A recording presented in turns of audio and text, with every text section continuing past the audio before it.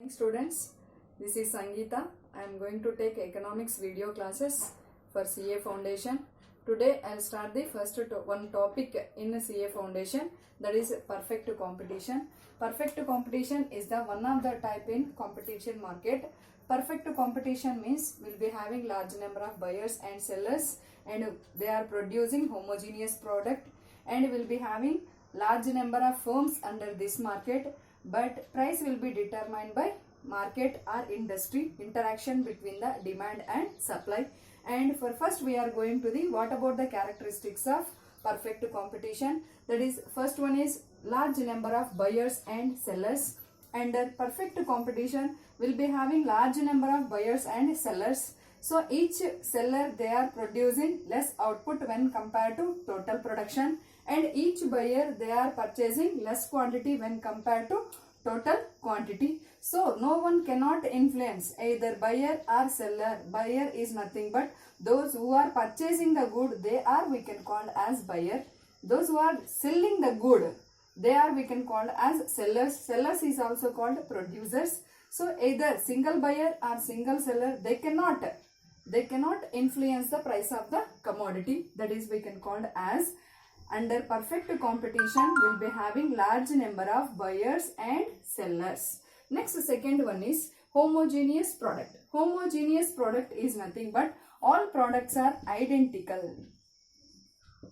Identical is nothing but if any producer they are producing, each and every product is perfect substitute, not close substitutes, perfect substitutes. In the case of taste, size, color, packing, label, everything is perfect substitute to each and every product. That's why all products are under perfect competition. They are homogeneous product, not heterogeneous. Heterogeneous means difference will be having. These products are close related goods, but under perfect competition each and every product is perfect substitute to each other. That's why these products are we can call as identical products. Next one is free entry and exit. Before explaining of this point, first I'll say what about the difference between the industry and firm.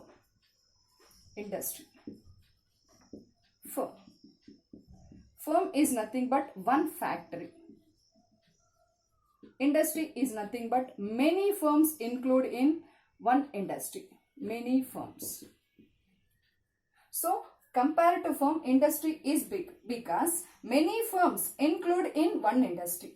Perfect competition is a big industry. In this industry many firms are there. So here each and every firm they are having full freedom to enter into the market and to exit into the market. So that's why free entry and exit is the one of the important characteristics of perfect competition. Next one is perfect knowledge. Perfect knowledge will be having by the sellers and as well as buyers about the market condition, whether the price is changing or constant, what about the quality of product. These are all complete information will be having by all the sellers as well as buyers under perfect competition. That's why here perfect knowledge will be having by all the sellers and buyers under this market. Next one is perfect mobility. Before explaining of this one, first we'll discuss what are the factors of production. Factors of production. Already I thought you know the factors of production, that is land, labor, capital, organization. Organization is also called entrepreneurship or entrepreneur. So factors, these are all factors. Especially we are saying capital and labor. Land we cannot, or otherwise if the producer they are interested, they are changing their production activity from one place to another place. So these are all factors, they are having full freedom for mobility from one firm to another firm or one industry to another industry. But they are getting equal wages wherever they are appointed or changing their job. So that's why here full freedom will be having by all factors of production for mobility from one firm to another firm, one industry to another industry. These are all 5. We can again revise the points. Large number of buyers under perfect competition will be having large number of buyers and sellers, and they are producing, all sellers are producing identical products only, and new firms, they are having full freedom to enter into the market or to enter into the industry and exit into the industry. And buyers and sellers, they are having perfect knowledge about the market conditions and what about the quality of good, and everything details will be having by all the sellers as well as buyers. And all factors of production, they are having full freedom to mobility from one firm to another firm, one occupation to another occupation, one industry to another industry. And next one is uniform price. Uniform price means here price will be determined by industry. Price will be determined by industry on the basis of price mechanism is nothing but demand and supply. Interaction between the demand and supply only, industry will be decide the price of the commodity. So industry is, we are saying, as a price maker, and firm, it will be following, that's why firm is we can call as price taker. So under perfect competition, price will be decided by industry. So these are all will be followed by firm. There is no change to the price of the commodity by the firms under this market. They are not having any rights to changing of the price under this market, because price will be determined by industry only. So that's why under this market, price is, we are seeing as a uniform price. Means price is constant and decided by the market or industry interaction between the demand and supply. This price is, we can call it as a uniform price, will be followed by perfect competition. Okay. Uniform price will be followed by perfect competition. Next one is no government restrictions. Under perfect competition, there is no need to government restriction to controlling of the price and price or anything also, because most probably government, they are interfere in the case of price only. But here price will be decided by industry on the basis of price mechanism, interaction between demand and supply. So that's why here there is no government restrictions on price of the commodity. And next one is industry is price maker, firm is price taker. Under perfect competition, firm, they are not having any right to decide the price of the commodity. That because main reason is here industry only, they are deciding price of the commodity, interaction between demand and supply. That is just now we are discussed. That's why that is industry is, we can call as price maker, firm is, it will be followed. That is main reason we are saying as firm is a price taker. So industry is price maker and firm is price taker. So this is, we can call as industry. We are always remembering industry is a price maker and firm is price taker. Next one is price is equal to average revenue equal to marginal revenue equal to demand.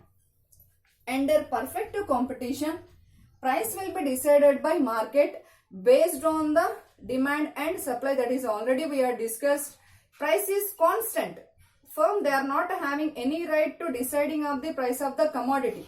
So price will be decided by the industry only. So here for explaining of this all equal